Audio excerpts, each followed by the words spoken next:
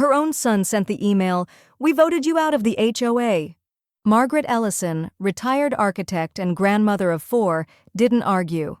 While they celebrated her exile with catered wine and smug smiles, she wired the down payment.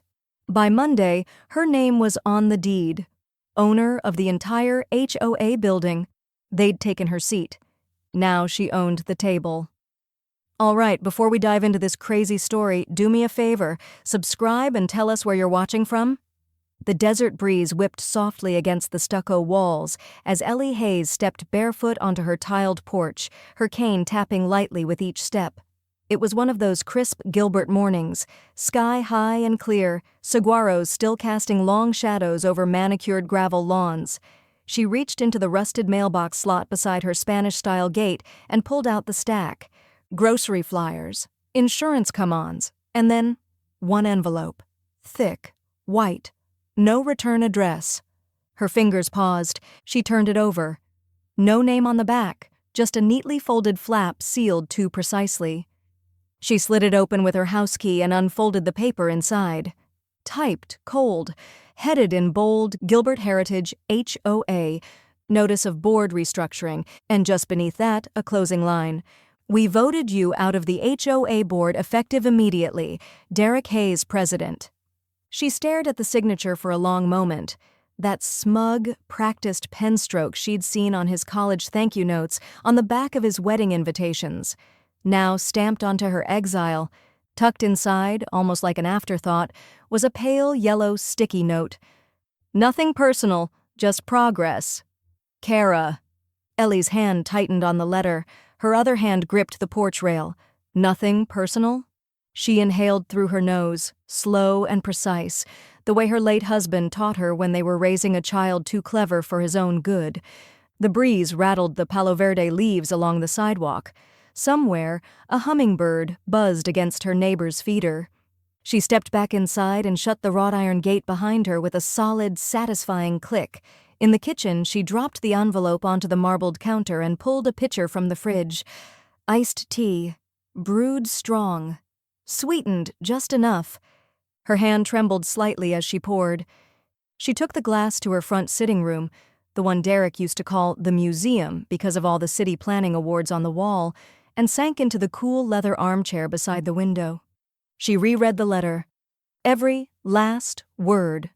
Then, without bothering to change from her robe, she walked out the side door and crossed the gravel path between her house and Jill's. The door was already open. Jill didn't knock, and neither did she. "Coffee's hot," Jill called from the kitchen, "but you look like you need something stronger." Ellie walked in, lips pressed into a line. "I got something in the mail." Jill turned, saw the letter in Ellie's hand, and motioned her in. Ellie set it on the kitchen island. Jill squinted, read it once, then again, and then howled. "Oh, honey, they just poked the bear." Ellie didn't laugh. She pulled the sticky note from her pocket and pressed it flat against the granite. "Nothing personal," Jill read aloud, shaking her head, "from the one who wallpapered her powder room in fake marble to impress the book club? Unbelievable." "She was always insecure," Ellie said softly, "but I didn't think she was stupid." Jill leaned back against the sink, arms crossed. "And Derek? Pulling this after everything you built?"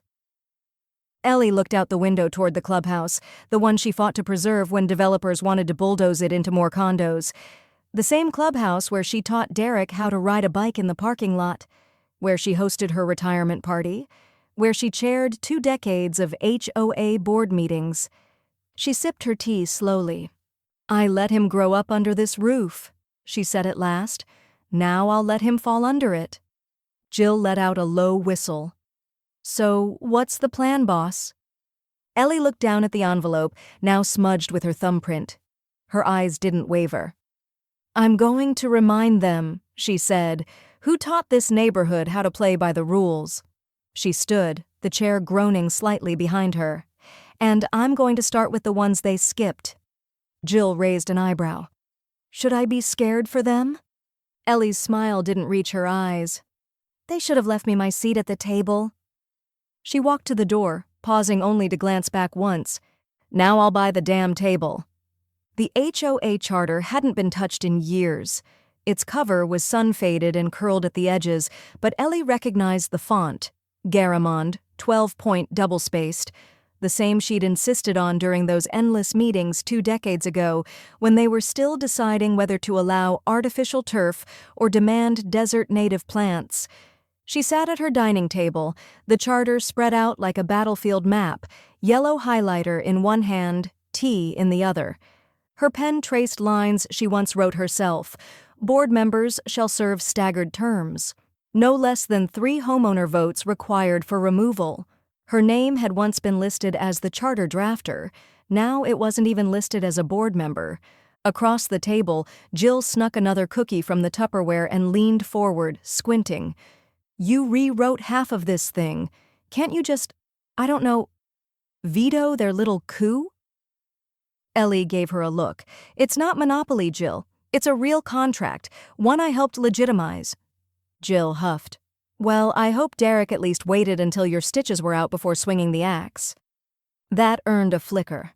Ellie tucked the tea towel under her arm and turned a page with a steady hand. "The surgery was 6 weeks ago. He held the vote 3 weeks in." Jill's eyes widened. "That little snake? He counted on me being distracted, foggy maybe." "And you didn't see it coming?" Ellie tapped the charter with her highlighter. "He didn't take power. He gathered it quietly. That's what makes it worse." She flipped back to the current board member list. A recent photocopy Jill had pulled off the HOA website.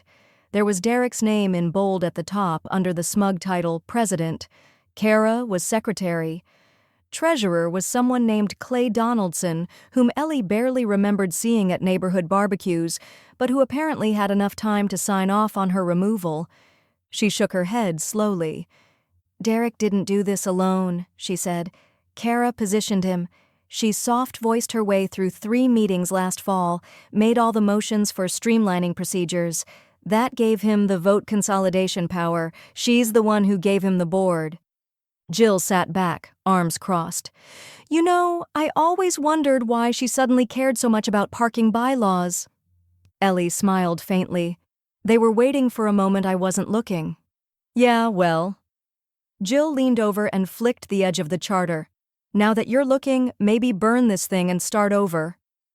Ellie said nothing, just poured more tea. The slow trickle of amber liquid echoed under the weight of the silence. "I'm serious," Jill said, watching her closely.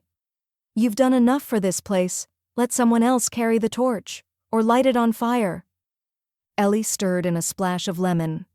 "You know what Derek once told me when he was 8?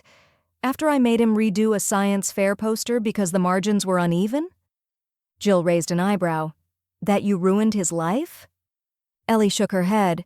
"He said, 'Someday I'm going to be in charge of everything, and I won't let anyone fix my lines.'" Jill made a face. "Well, manifested that, didn't he?" Ellie took a slow sip of tea, eyes distant. "He thinks power comes from titles, from signatures, but real power." Her hand moved over the charter, fingers lingering on the creases. "Real power is knowing where the foundations are buried." Jill smirked. "That's not ominous at all." Ellie stood, taking the charter with her. Her joints ached, but her spine was straight. "They don't even realize what they've taken." "Which part?" Ellie looked down the hallway toward the guest room, still stacked with boxes of documents, maps, archived plans of the development. Years of service, years of knowing how things were wired. "The part where I taught them the rules," she said quietly, "and now they think they get to rewrite them." Jill leaned forward, conspiratorial. "So what now? Lawsuit, petition, revolution?" Ellie stopped at the threshold of her office. "No," she said, gaze sharpening. "I want the clubhouse first." The afternoon sun hit the stucco walls like an oven blast as Ellie stepped into the HOA clubhouse, her shoes clicking softly across the cool tile. The air inside smelled faintly of copier toner and lemon disinfectant. The welcome desk sat empty, and a stack of outdated community newsletters curled sadly under a potted fake fern. From the back office, Rachel Medina appeared, clutching a clipboard and looking like she hadn't slept in 2 nights. She froze when she saw Ellie. "Hi, Mrs. Hayes." Ellie raised an eyebrow. "It's still Ellie, I haven't changed species." Rachel offered a tired smile. "Right, sorry, reflex." They stood in the awkward hush that always followed regime change. Rachel had been polite after the vote, distant but not cold, Switzerland in beige flats. "I won't keep you," Ellie said. "Just had a question." Rachel looked around, then stepped out from behind the desk, dropping her voice. "Actually, I've got something you might want to see." Ellie tilted her head. "Do tell." Rachel led her to the back copy room and shut the door. Fluorescent lights hummed above them. Rachel pulled a folded lease agreement from the bottom of her clipboard, then smoothed it across the printer tray. Ellie scanned the heading. Commercial Property Lease Agreement, dated 9 years ago, signed by someone who definitely wasn't on the HOA board anymore. "I checked after you left the board," Rachel said. "Something didn't sit right. I found this in the archived files they never updated. The HOA doesn't own the building. It leases it." Ellie's eyes narrowed. Rachel tapped a line in the middle of the contract. "Lessor, Ronald G. Atkinson." "I don't think Derek knows," Rachel said. "Or if he does, he's pretending it's not important." Ellie ran a finger over the paper, her pulse quickened, not with rage this time but with something far sharper. "Where'd you find the original?" "Old server. They never deleted the digital records, just stopped linking to them." Ellie straightened, lips pressed tight. "Keep this between us." Rachel nodded. "I'm not trying to pick sides, She hesitated. It didn't feel right. Ellie tucked the lease into her purse like it was a lottery ticket and left without another word. Back home, she didn't bother with tea. She went straight to the filing cabinet in her office, the second drawer behind the rolled zoning maps, and pulled out the county parcel database URL she hadn't needed in years. She typed in the address of the HOA clubhouse. Waited. There it was. Parcel owner Ronald G. Atkinson, still under his name, still technically for lease, a building with community authority, resting on borrowed dirt. She leaned back, heart thudding. Of course Derek hadn't mentioned it. He probably didn't know to look. The problem with people who chase power too quickly is they assume the house comes with the land. Ellie tapped a key and opened a new tab. She searched Ronald G. Atkinson, Gilbert, Arizona. The second result was a listing on a commercial real estate platform. Investor opportunity, community facility, lease active, seller motivated. Her eyes gleamed. She scrolled down and found a contact number. 5 minutes later, she was on the phone with a receptionist at a dusty-looking property firm on the edge of downtown. "I'd like to speak to Mr. Atkinson," Ellie said, polite but firm. "Tell him Eleanor Hayes called, from Gilbert Heritage. He'll remember me."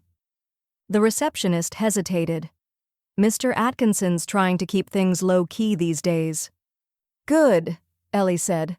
"So am I." A soft click of keys. "I can give you his cell." "Better yet," Ellie said, grabbing her keys and purse.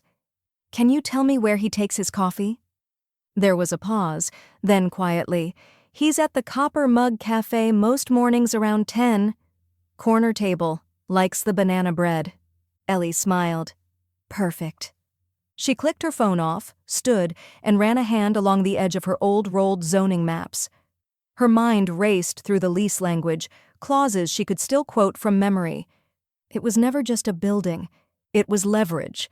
She picked up the lease agreement again and ran her finger across the signature line. It wasn't Derek's, it wasn't the board's, and soon it might be hers. The Copper Mug Cafe didn't look like the kind of place deals got made, which is exactly why Ellie liked it. Nestled behind a strip of antique shops with sun-bleached awnings and half-lit neon signs, it smelled like cinnamon, scorched espresso, and old wood polish. Locals lingered at mismatched tables, their laptops open and attention scattered. Ron Atkinson was seated in the back corner, right where the receptionist said he'd be. Same silver mustache, same weathered straw hat resting beside his cup. He looked like a man retired from building things, not because he had to, but because he'd built enough. Ellie approached quietly. Ron glanced up, squinting, then smiled as recognition clicked into place. Well, I'll be damned. Still ruining developers' dreams. One clause at a time, Ellie said, sliding into the seat across from him. He chuckled. Eleanor Hayes. Haven't heard that voice in 10 years. 12, she corrected. You tried to rezone the easement behind my house for a dog park. And you convinced the planning commission it was a safety hazard, he said, shaking his head with something like admiration. Gilbert never had a sharper compass. The waitress arrived, and Ellie ordered an iced tea, lemon only. Ron pushed a small plate of banana bread toward her. Still the best in town? He said. She broke off a corner but didn't eat it. Her eyes were already on him, direct. I'll keep this short, she said. You're selling the property on Cotton Ridge, the HOA building. He nodded slowly. Quietly. I'd like to make an offer. Ron's eyebrows rose. I'll match your asking price, she continued. In cash, no contingencies, no negotiations, just one condition. He leaned back, arms crossing. Which is? You don't breathe a word of this to the board, not until the ink's dry. Ron studied her for a long beat. Then he laughed, not loudly, but with a kind of quiet pleasure. Well now, he said, sipping his coffee, that's what I call a curveball. Ellie waited. No need to sell him on anything. Let the silence do its work. You know, Ron said finally, that building's given me nothing but headaches. Lease renewals, board complaints. One guy emailed me 17 times about fluorescent lighting. Derek? She asked. Something like that? Ron looked at her again, more closely now. Why the sudden interest? He asked. She smiled. Let's just say I'm collecting unfinished business. He nodded slowly, then extended his hand. Deal. But do me one favor. What's that? Don't evict the poor receptionist. Rachel, I think. She sent me a thank you card once when I fixed the roof. Ellie's expression softened just slightly. She stays. Ron pulled a folded paper from his leather satchel. Well, that saves me the trouble of listing it again. We can fill in the blanks, and you have your attorney finish the rest. Ellie reached into her own bag and pulled out a business card. His name's Miles Gordon. He'll draft the final paperwork by tomorrow. Ron took the card and slipped it into his notebook. Miles still around? Thought he retired. Almost, Ellie said. I told him this one might be fun. They shook hands, and just like that, the room seemed to exhale. When she stepped back outside, Ellie paused on the cafe's patio and tilted her head toward the sun. The wind carried the scent of eucalyptus and freshly cut grass from a nearby landscaping truck. She hummed a little tune as she crossed the parking lot, a habit she'd picked up from her husband, who used to whistle whenever he'd closed a deal. In her passenger seat sat the printed lease copy, now annotated and dog-eared. She opened her phone and texted Miles, "Green light, quiet purchase, let's move fast." She didn't wait for a reply before setting the phone down and starting the car. They'd voted her out of a room, but they forgot who taught them where the exits were, and now she owned the floorboards. The door to the HOA office swung open with a clean metallic clack, cutting through the bureaucratic hum of fluorescent lights and bad tempers. Ellie Hayes stepped inside wearing red, not a loud celebratory red, no sequins or frills, but a bold, deliberate red blazer over a crisp white blouse and tailored slacks. It was the same shade she'd worn to her retirement gala. The same blazer she wore when she told a Phoenix City Council that their zoning map was 3 months behind on logic. It was the color of warnings. Inside, the board sat at the long oak table beneath the framed Community Values poster. Kara's manicured fingers froze over her iPad. Clay Donaldson coughed into his fist. Derek, mid-sentence, went completely still. Rachel looked up from the side table and blinked. Ellie gave her a warm smile and stepped forward, holding out a small wax paper bag.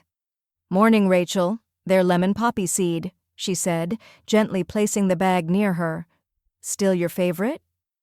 Rachel glanced at the others, then took the muffin with both hands, like it might vanish if she didn't claim it fast. Derek stood. Mom, what are you doing here?" "Don't call me that here," Ellie said, her voice velvet-wrapped steel. "Let's keep this professional, Mr. Hayes." Kara's jaw tensed so tightly Ellie could hear her molars grinding. Derek gestured stiffly toward the door. "This is a closed session." "Correction," Ellie said, stepping to the head of the table. "It's a tenant session, and I'm the landlord now." She set down a thick folder with a satisfying thud and flipped it open to a deed, notarized, signed, and fully registered in her name, the same name etched into the HOA's founding documents. The name on the old plaques hanging in the hallway. Kara leaned forward like she couldn't trust her eyes. You bought the building?" "I did." Derek's face flushed deep red. "You can't just walk in here and—" "Actually, I can," Ellie said calmly, turning the page to the lease summary. "Under Section 6, subsection B, the owner may access the premises during active lease terms, so long as I'm not disrupting any critical operations." She scanned the room. "Does anything here look critical?" Clay opened his mouth, then promptly shut it again. Kara turned to Derek. "Did you know about this?" Derek started, then faltered. "You can't do this. You don't even sit on the board anymore." Ellie smiled gently. "Number I sit above it." Rachel tried to stifle a cough. Failed. "I have the full rights of the leaseholder," Ellie continued, "which includes control of the lease terms, maintenance oversight, access to records, and—" She paused, placing her hand flat against the open page. "The ability to adjust rent, with 10 days written notice." Derek looked like he'd swallowed glass. "What are you saying?" "I'm saying," Ellie said, letting the pause breathe, "effective immediately, rent for this building is increasing by 40%. Kara gasped. Clay whispered, "Jesus." Derek stepped forward, sputtering. "You can't just raise it." "I can. I am. You'll receive formal documentation by end of day." "We don't have the budget for that," he snapped. Ellie's tone never shifted. "You should have thought of that before evicting the person who built your budget." Rachel set her muffin down very slowly, like it might explode. Ellie slid the folder toward Derek. "You can read it or not, your choice, but you'll need to pay it either way." Derek stared down at the deed like it might dissolve if he glared hard enough. "This is harassment," Kara said, trying to gather momentum. "There are legal limits." "Then sue me," Ellie said. Kara blinked. Derek's hands curled into fists at his sides. "You really want to destroy what's left of this community?" Ellie stepped back from the table, folding her arms. "No, Derek. I want to teach it the difference between a leader and a landlord." The clock ticked behind them like a metronome no one wanted to acknowledge. Ellie turned to Rachel, her voice softening. "You might want to make a copy of those invoices before the end of the day." Rachel gave the faintest nod. As Ellie walked out, the silence behind her was louder than any gavel. She didn't look back. The door clicked shut behind her like a final period. Outside, she pulled out her phone. A new text from Miles was waiting. "Contract filed, they're locked in, you have all the leverage now." Ellie smiled, a slow, sharp smile, and for the first time in weeks, the air tasted sweet. The next morning, the HOA boardroom looked less like a governing body and more like a kindergarten after snack time. Papers were spread across the table, chairs askew, coffee cups half drunk and forgotten. Derek stood at the head, his tie loosened, forehead lined with fresh creases. "This has to be unenforceable," he muttered, holding up a highlighted lease page like it personally offended him. Kara sat beside him, flipping through a packet of documents that had clearly never been opened before that morning.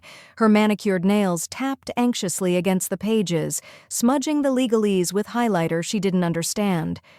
"This section doesn't even mention board approval," she said. "How is that even—" "It's a lease," came Miles Gordon's voice from the end of the table, smooth as sanded oak. "Not a partnership. The only thing the board gets to approve here is how quickly you pay your bills." Derek scowled. "You're her lawyer." Miles smiled, unbothered. "And this building's landlord. I don't speak for the HOA. I speak for the property's legal owner, which, as of yesterday morning, is not you." He tapped the lease once with his pen, right on the clause Derek had been trying to ignore. Adjustments to rent, Miles read aloud, may be enacted at the sole discretion of the owner upon written notice of 10 days. Failure to remit payment constitutes breach of contract. Remedies include legal lien, eviction, or reallocation of space. Kara looked up sharply. Reallocation? Office furniture doesn't anchor you to a building, Miles said cheerfully. Rachel, seated off to the side, pressed her lips together tightly. She looked down, but her shoulders shook slightly. It might have been a cough. Might have been something else. Derek pushed away from the table. This is war. She's waging war. No, Miles replied, standing and straightening his blazer. You declared war when you tried to oust a founding member without reading the property history. Kara slammed her packet shut and stood. We'll take it to mediation. There must be precedent. By all means, Miles said, collecting his briefcase, but I suggest reading the lease first. Carefully this time. He turned and walked out with the quiet confidence of someone who'd already won. Derek swore under his breath. Kara muttered something about getting a second opinion, even though she hadn't finished reading the first. Rachel stayed seated until the room emptied, then slowly stood, gathering the loose muffins Ellie had left for staff.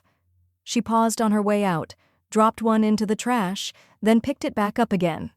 Back at home, Ellie sat at her desk in the sunroom, watching a bluebird hop along the edge of her fountain. The light was soft, the air was cool.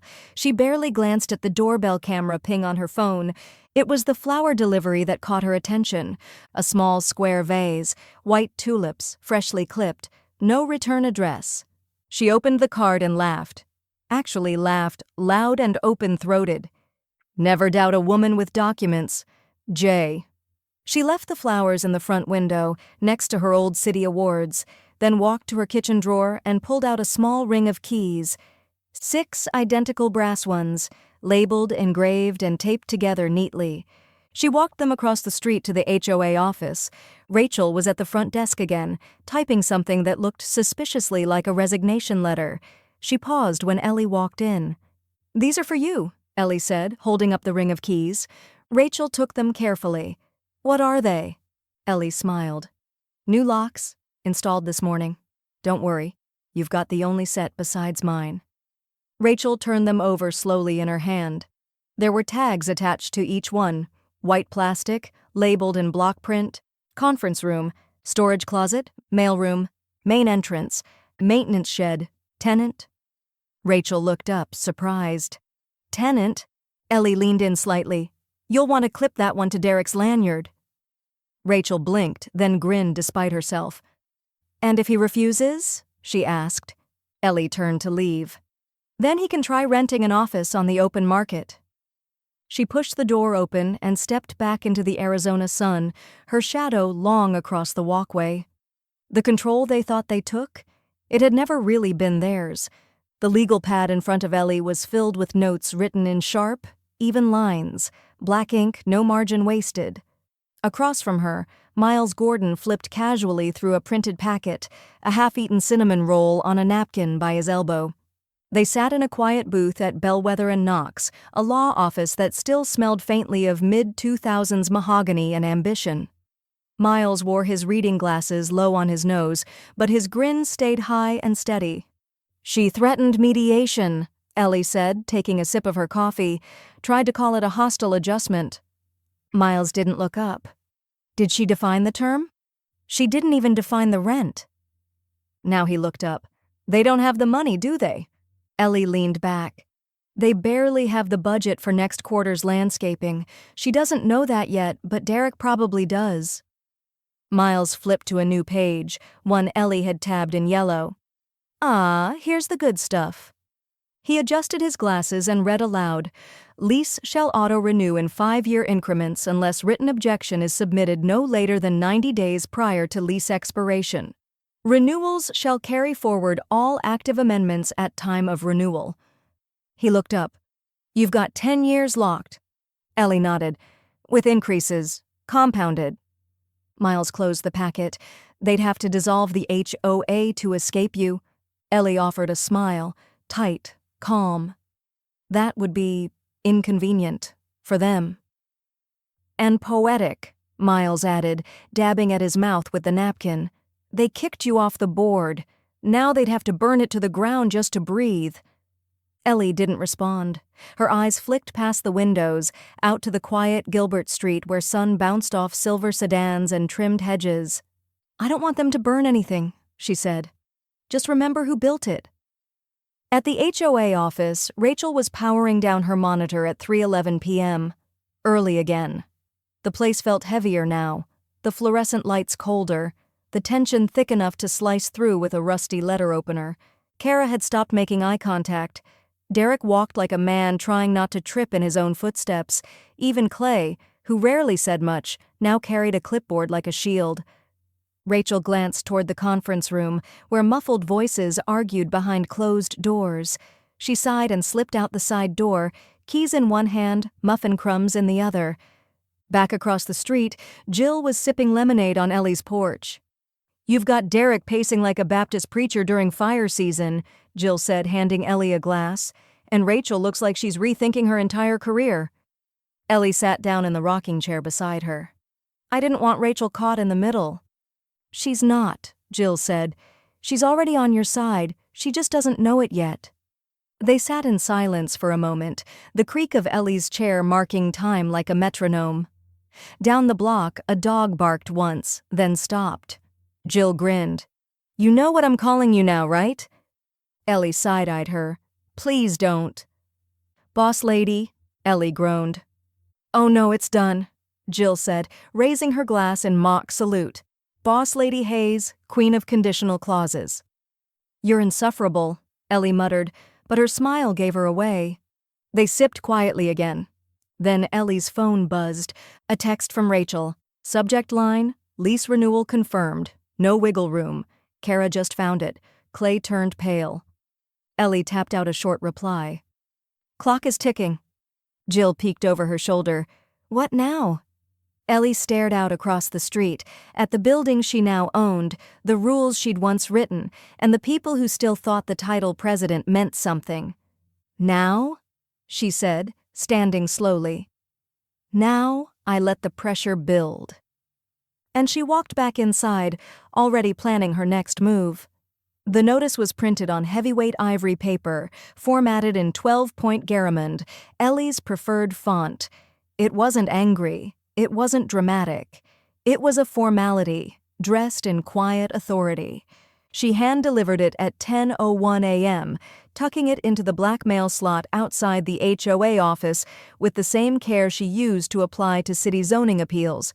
Then she turned, adjusted the cuff of her blazer, and walked calmly back to her house without looking over her shoulder. Inside the boardroom, the fallout began almost immediately. What the hell is this? Derek barked, waving the letter like it might burst into flames. A breach notice? Kara, bleary-eyed and on her second Red Bull of the morning, read it twice before her voice came out flat. She's saying we missed the rent deadline. It was 2 days ago, Clay mumbled, not looking up from the spreadsheet he'd been half-heartedly updating. The funds didn't transfer, the treasurer account's still pending. Then call the bank, Derek snapped. Fix it. Rachel stood by the copier, arms crossed. She hadn't touched her keyboard in 20 minutes. The tension in the room had settled into her bones. Derek rounded on her. Did you know she was going to do this? Rachel blinked slowly. She owns the building. You didn't pay. This isn't personal. It's math. Kara rubbed her temples. We need a buffer, a mediator, something neutral. Rachel spoke before she could stop herself. Ellie doesn't do neutral. She does correct. Derek pointed at her. You're supposed to be managing communications. Whose side are you on? Rachel didn't answer. She picked up her bag and walked out. The next morning, her resignation letter was in Ellie's mailbox. It was short, typed, and precise. Effective immediately, I resign from my position with the Gilbert Heritage HOA. The environment is no longer sustainable for professional work. Rachel Medina. Ellie read it twice, then placed it gently under a magnet shaped like a cactus on her fridge. She poured herself a glass of lemonade, walked out to the front porch, and waited. It didn't take long.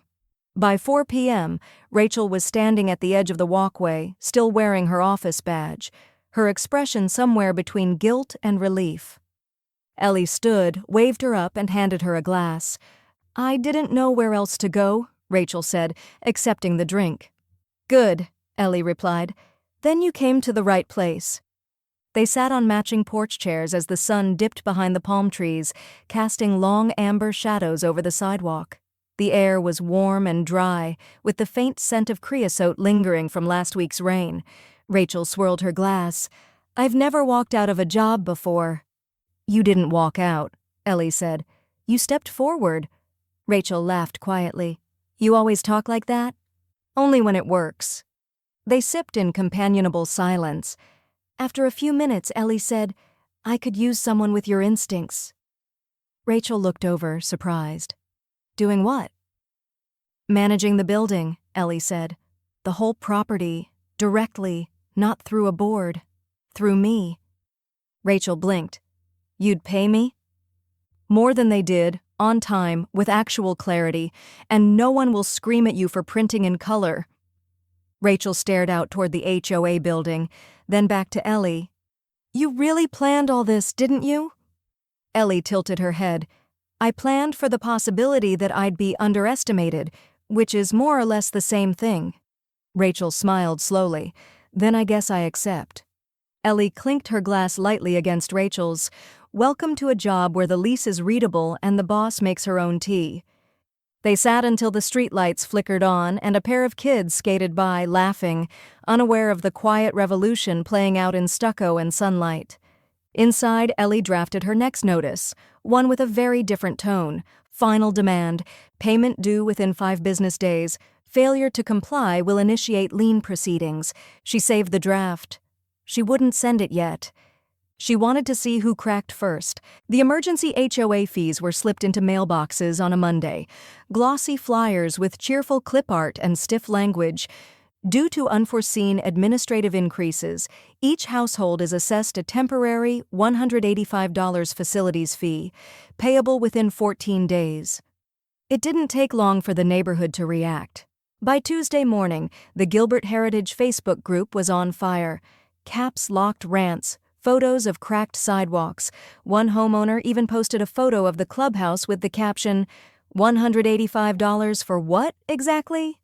Wednesday, Jill printed the lease documents, all of them, the ownership transfer, the rent increase clause, Ellie's name in black ink on county records.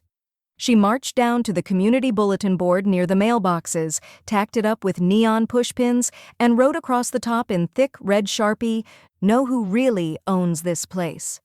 That was the spark. By Thursday, a group of residents had formed a neighborhood committee, not technically legal under HOA bylaws, but loud enough to make the board flinch. They called themselves the Forum. Their mission: transparency, accountability, and answers. Kara scheduled a closed-door board meeting to address the misinformation. No one showed up. Ellie, meanwhile, hosted a backyard info session. 12 homeowners arrived. Some she'd known for years, others she'd only waved to across hedges. Rachel handed out iced lemon water. Jill brought folding chairs. Ellie wore linen and calm. She stood under the string lights, beside her patio heater, and let them ask their questions.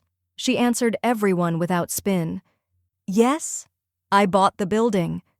Yes, the rent went up, because it hadn't changed in almost a decade. No, I didn't kick myself off the board, I was removed." She paused before the last question, asked by a newly moved-in couple with a toddler on their hip. "Why are you doing this?" Ellie looked around at the faces, tired, frustrated, quietly hopeful. "I didn't start this," she said, voice steady, "but I will finish it, because no one else seems willing to clean up the mess." There were no cheers, no applause, just nods, the kind people give when they've decided they'd rather be behind you than in your way. The next morning, Miles filed the lien notice. It was hand-delivered, quietly, precisely, a formal letter with legal header, timestamp, and signature. It gave the HOA 10 days to pay rent in full, or face collection proceedings through civil court. Kara read it aloud in the boardroom like it was a poem she didn't understand. Derek sat motionless. Clay looked up from his phone. "We don't have the cash." "Then find it," Derek said. Kara rubbed her temples. "You raised the emergency fees without a homeowner vote. We're losing everyone." "They don't understand the pressure we're under," Derek snapped. Kara's voice was quiet. "Or maybe they do." The silence that followed was sharp enough to cut through drywall. Derek stood slowly and looked around the room. At the crumpled flyers, the unpaid invoices, the shredded sense of control. Then he reached into his briefcase and pulled out a folded envelope. "What's that?" Kara asked. "My resignation." Her eyes widened. "You're serious?" "I should have never taken the presidency," he muttered, "and definitely not from her." He pushed the envelope across the table toward her. "I'm naming you interim president until we figure out what the hell to do next." Kara didn't move to take it. "This doesn't fix anything," she said. "I know. But it makes it your mess now?" Derek didn't answer. He walked out of the building like a man who knew the HOA could survive his ego, but not his incompetence. Outside, a group of homeowners stood near the bulletin board, rereading the lease Jill had posted. One of them spotted him and asked, not unkindly, "So, what happens now?" Derek didn't even slow down. He just muttered, "Ask Kara." And for the first time in his adult life, he didn't turn around for applause. The hastily scheduled HOA board meeting was held on a Friday evening, the worst time to ask homeowners to care. Only 6 residents showed up. One was Clay's cousin. Another brought her dog and left halfway through. Kara sat at the head of the table, mascara smudged, notes crumpled, heels too high for how fast she was sinking. The community printer jammed twice before the agenda even hit the table. "We're here tonight," she began, "to discuss emergency board vacancies and review potential candidates for treasurer." No one made eye contact. Clay half-heartedly nominated a retired dentist named Marla, who declined on the spot. "I just came for the AC," she whispered, clutching her reusable water bottle. The meeting lasted 14 minutes. No decisions, no appointments, just a scraping collapse of authority trying to dress itself up in bylaws. Outside, on the sidewalk, a small crowd waited with clipboards and folded petitions. Homeowners, 37 of them and counting, all holding pens and intentions. "We're circulating to dissolve the current board," one man said plainly. "You're free to keep your title, but it won't mean anything when the quorum's met." Kara didn't argue. She just walked to her car and sat there, parked, engine off, until the lot was empty. 2 blocks away, Ellie stood in her sunroom with Rachel and Jill, sorting through a folder labeled Alternate Tenants, Q4 Possibilities. "Property management firms," Rachel said, handing over the list, "a couple tutoring services, and 2 real estate agents who'd kill for the conference room setup." Jill sipped her sparkling water and snorted. "Just make sure you don't lease it to a nail salon. HOA drama plus acrylic fumes? You'll be on the news." Ellie flipped through the applicants slowly, silently. Rachel raised an eyebrow. "You're serious about this?" "I am," Ellie said. "I gave them space. I gave them options." "And they gave you a facilities fee flyer with Comic Sans," Jill added, deadpan. Rachel leaned over and tapped one corner of the lease copy. "They've got 7 days left before the lien kicks in. You think they'll come up with the money?" Ellie closed the folder. "Not without asking the homeowners, and that ship's already underwater." Miles Gordon sat in his office that night with a legal pad and a scotch he hadn't earned. Not yet. The file in front of him was thin, but dense with possibility. At the top, a memo.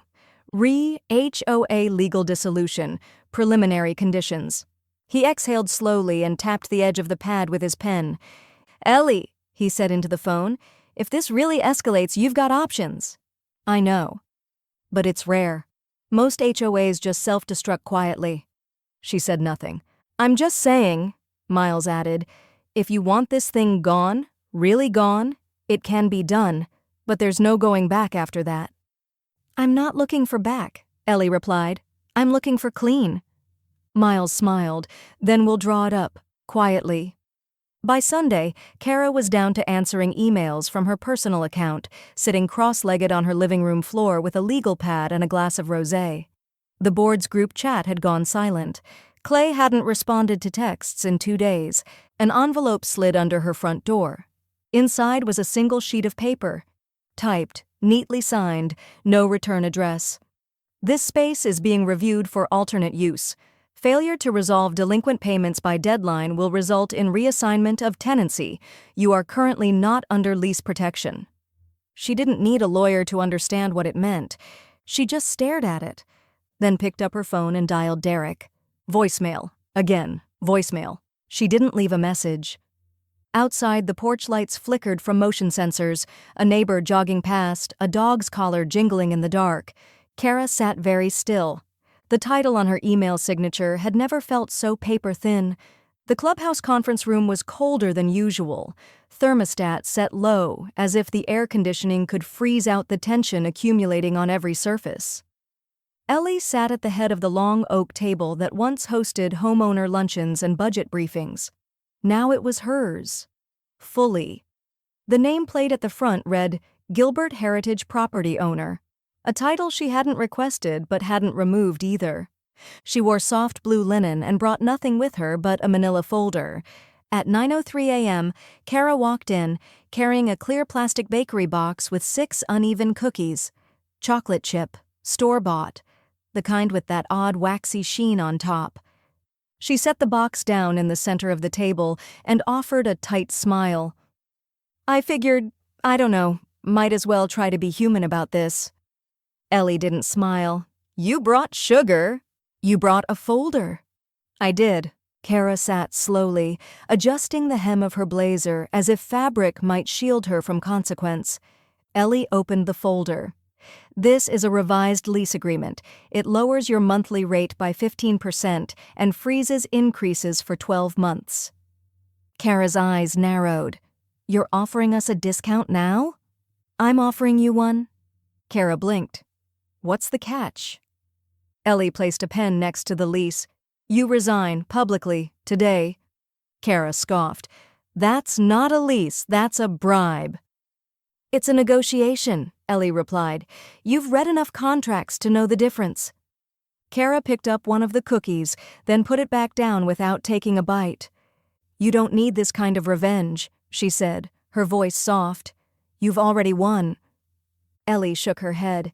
You think I want to win. I don't. I want this over. I want the keys, the books, the silence. I still have a title, Kara said. You have a mess, Ellie corrected. I'm offering you a way to put it down without blood on your heels. Kara gave a short, humorless laugh. You know, it used to be your name they whispered about in this neighborhood. Like a ghost. Ellie Hayes would have never allowed that mailbox design. Ellie Hayes would have filed a violation. And now they whisper your name, Ellie said, but not with respect. Kara stared at the lease. Why now? Because you've got 6 days before the lien triggers, and after that there are no negotiations. Just locks.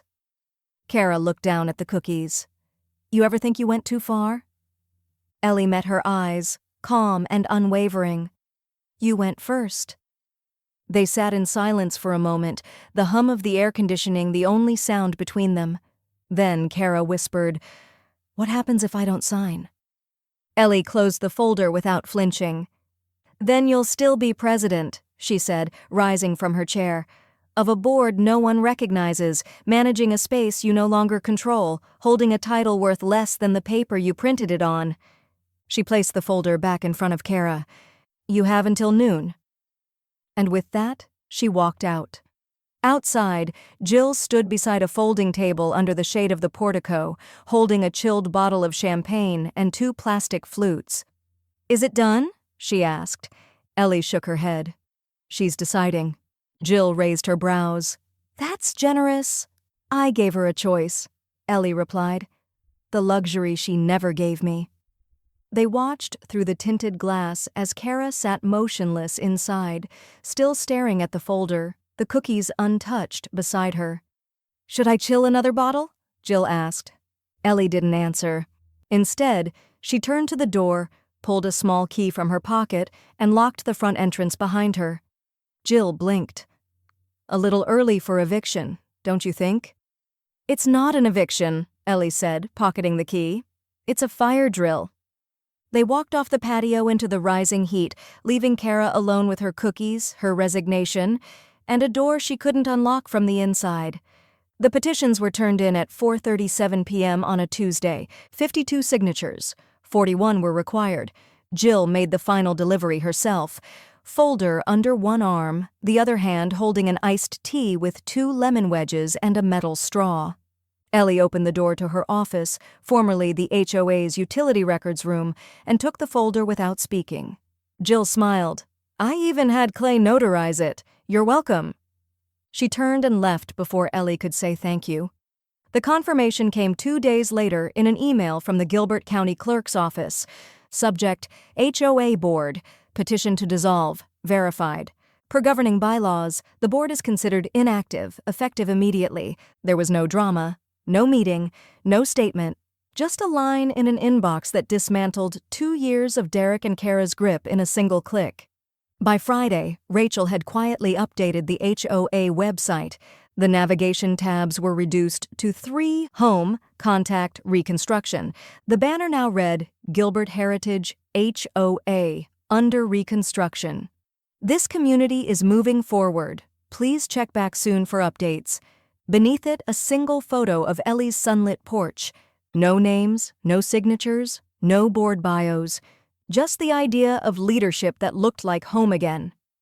Kara moved out the following Monday. No truck, no sale listing, just a late-night whisper of taillights and shadows across gravel. A neighbor later said he saw her loading suitcases into an Uber, no license plate change, no goodbye. She didn't tell anyone where she went. The for sale sign showed up 2 days later, small and impersonal.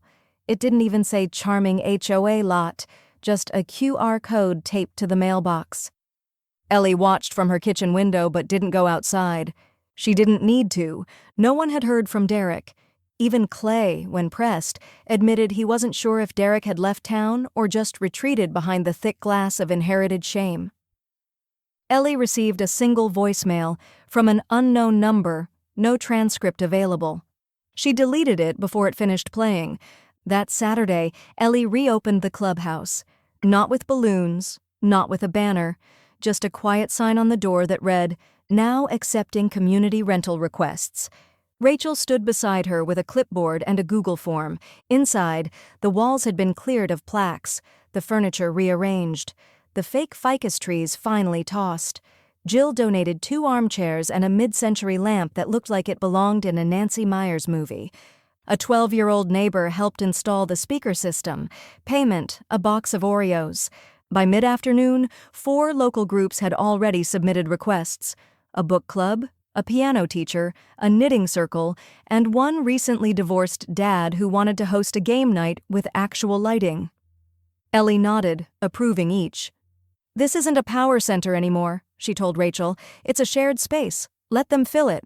Rachel looked around the room, warm, humming with soft music, the scent of lemon oil polish still lingering in the air.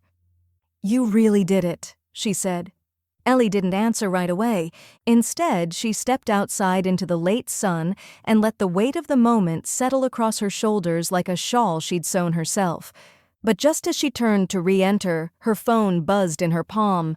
One new message, from unknown email. Subject, can we talk? She opened it. Mom, we made a mistake. Can we talk? No signature, no phone number, just the digital version of a voice she'd known since she first taught it to say please. Ellie stared at the screen. Her finger hovered over delete, then paused. Because revenge was clean, but family? That was always the mess you couldn't file away. The new plaque went up on a Sunday morning just after sunrise. Brushed brass, 4 screws, no fanfare. Hayes Hall, donated to the neighborhood, for use by the people who actually live here.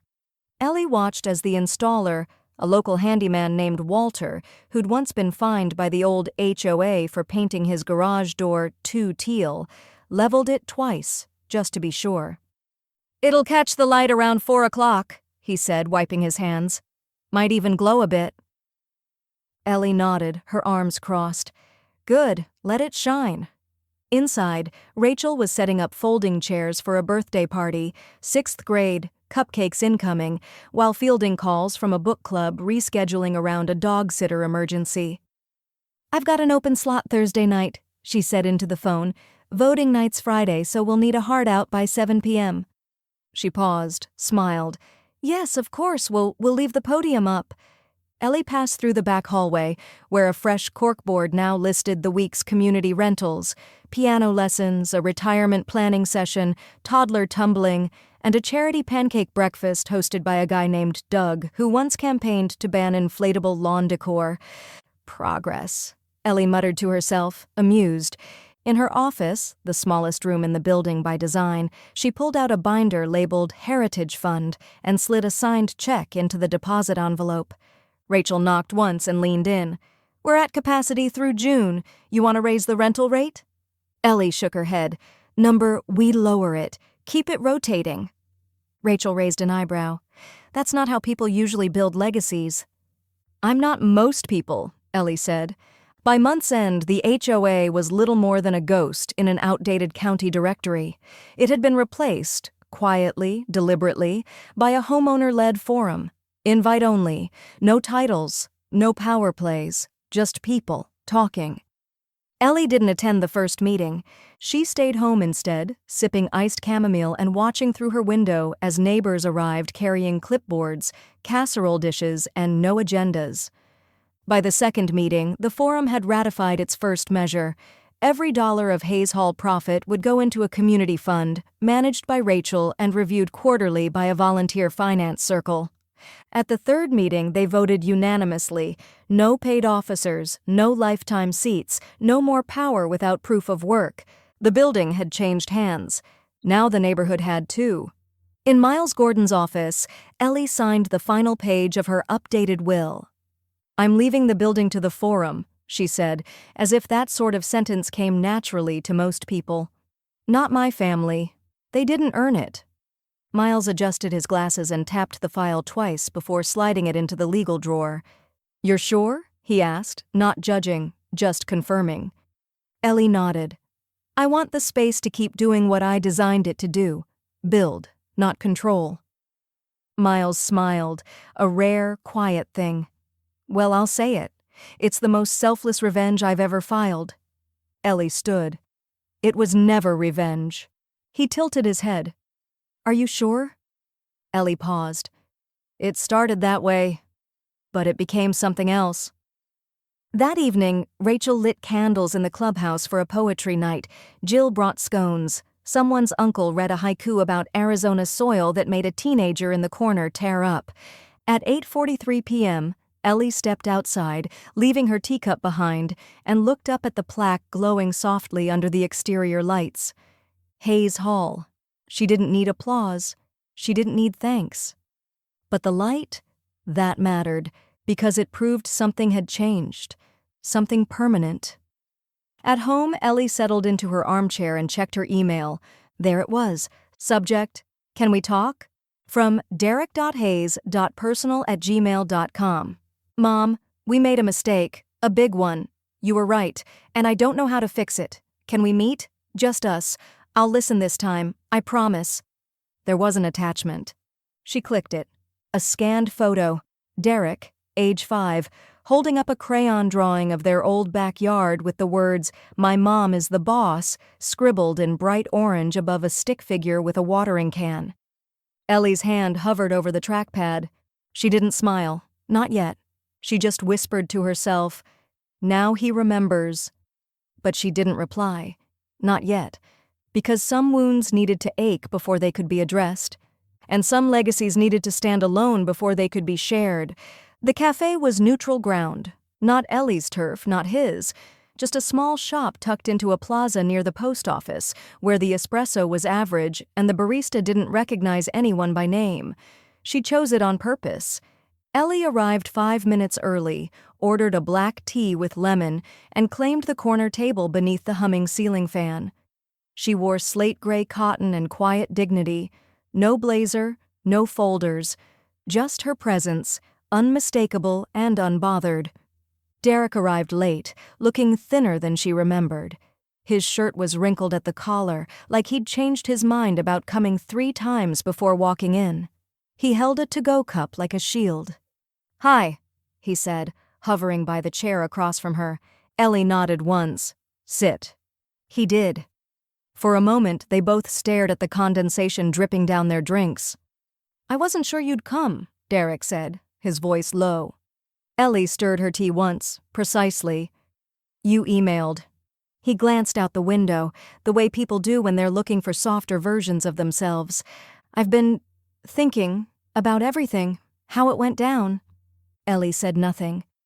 "I didn't mean for it to get so personal. At first it was just structure, governance, clean transitions. You always said boards should be refreshed every few years." "I did," she agreed. "But then Kara, well, she had ideas, momentum, and I guess I thought maybe we were finally stepping out of your shadow." Ellie raised an eyebrow. "And into what? Paperwork with Comic Sans?" Derek had the decency to wince. "I didn't mean to hurt you," he offered. Ellie tilted her head. "But you did." Derek looked down at his cup. "I know." There was silence again, but not the kind that lingered, the kind that punctuated. Ellie reached into her bag and pulled out a single trifold brochure. She slid it across the table toward him. He picked it up. It was professionally printed, crisp. The front read, "Hayes Hall, Community Rental Opportunities." Inside, the rates were listed. Conference room, $55 per hour. Storage access, plus $20 per day. Mailbox services, $18 per month, includes key and forwarding. Derek stared at it. Ellie took a sip of her tea. "This," she said evenly, "is the going rate if you'd like to rent a mailbox here." Derek's lips parted, but no sound came out.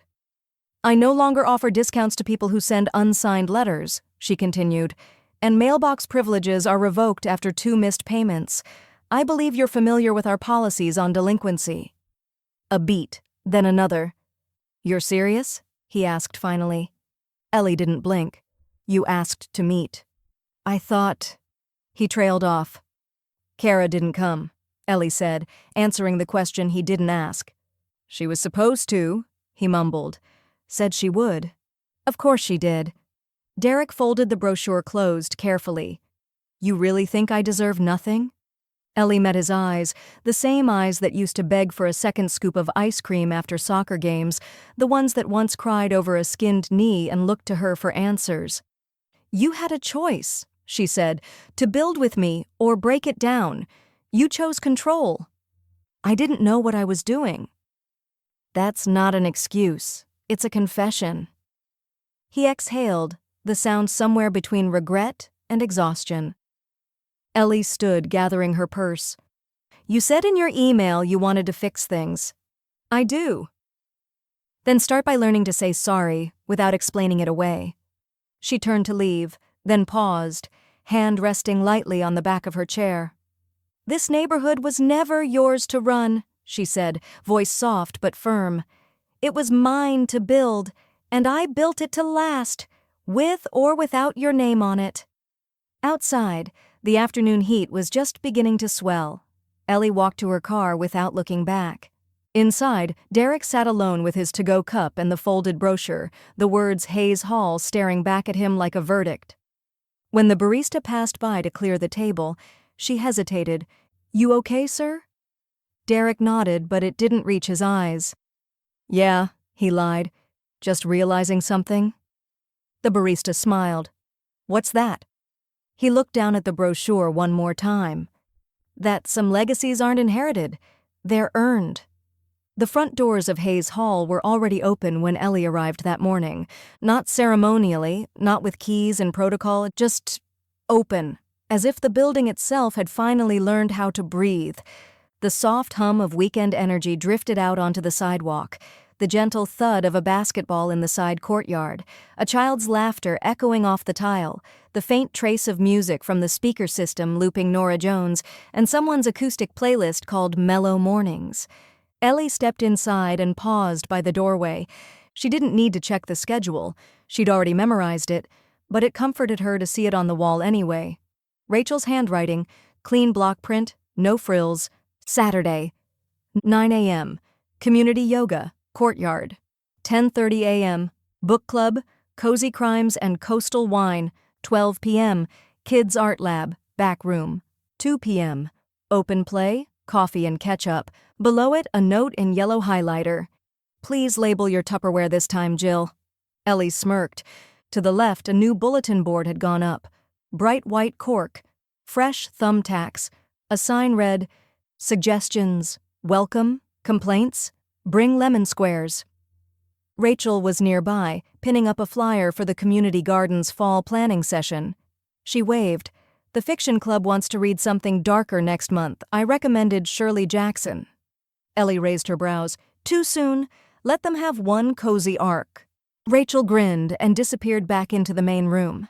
In the lounge, Jill stood beside a folding table with a tray of still warm lemon squares. "I doubled the crust," she whispered to Ellie like it was a trade secret. "It's what the people want." "Local legend," Ellie said, taking one with a napkin and settling into her usual chair by the front window, the one she'd claimed quietly, without ever asking. From here she could see nearly everything. Kids chasing each other with pipe cleaners, a pair of retirees assembling puzzles in a corner, the book club dragging their armchairs into a circle, wine tumblers already half full, a shy teenage boy asking if he could practice piano when no one was looking. She didn't own them, didn't lead them. She just made space for them to exist, freely, loudly, together. Across the room, the little girl from yoga class waved at her, the same one who once mistook Ellie for the mayor. Ellie waved back and the girl sprinted away laughing. Behind her, the light shifted. A young man in a Gilbert High hoodie stepped in through the front doors, holding a tin of cookies and looking vaguely lost. Ellie smiled softly. "Looking for the book club?" she asked. He blinked. "No, actually, I'm just dropping these off. My mom's in the knitting group." "Well, you're officially better than half the husbands in here," she said, nodding toward the table. "Set them there. They'll vanish in 10 minutes. He chuckled, placed the tin down, then looked around. "This place is cool," he said, eyes scanning the room. "It's loud," Ellie said. "Unscheduled, occasionally chaotic." He shrugged. "Feels like it belongs to the neighborhood." She nodded once. "It does?" He paused, then asked the question as casually as someone might comment on the weather. "So, who built all this?" Ellie looked out the window. The morning sun caught the brass plaque just right, the one near the door, polished weekly by a volunteer no one ever saw but everyone appreciated. Hayes Hall. Donated to the neighborhood, for use by the people who actually live here. Ellie sipped her tea, citrus curling on her tongue. Then she smiled. "Just someone," she said quietly, "who never liked getting voted off her own porch." The boy smiled back, gave a polite nod, and walked out. Ellie didn't watch him go. She just leaned back in her chair, the sound of laughter and low conversation rising like a tide around her, and let the building settle into itself, full, humming, alive, and finally hers, but more importantly, everyone's.